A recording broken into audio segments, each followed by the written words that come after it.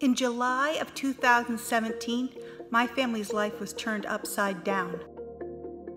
I felt destroyed. I felt frightened. I felt pissed off. I felt, why her? Why not me?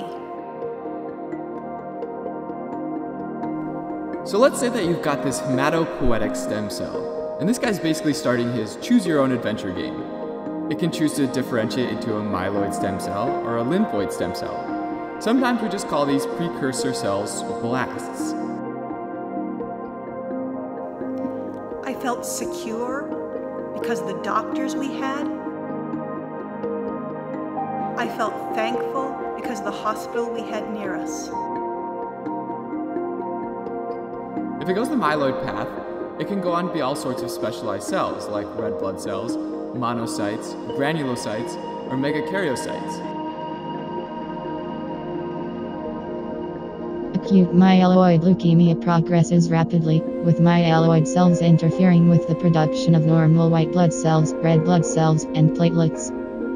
Symptoms of acute myeloid leukemia: fatigue, fever, loss of appetite, bleeding, bruising, infection, pallor, red spots on skin, shortness of breath, pain, in some cases excruciating.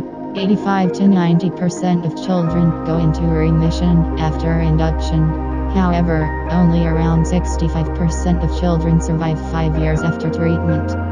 In acute leukemia, though, they lose this ability to differentiate or mature into one of these cells. So, for example, they might get to the myeloid blast part of the adventure, but can't differentiate any further. I felt panicked. And when they can't go anywhere, they start to build up. So you end up with this buildup of these blasts, or stem cells. And since this is all happening in your bone marrow, this buildup will also happen in your bone marrow. So if you took a sample of somebody's bone marrow that didn't have acute leukemia, you'd probably notice that the percentage of their blast cells is about 1 to 2%, which would be normal. If there are greater than 20% blast cells in the bone marrow, though, we define that as acute leukemia. My daughter got sick.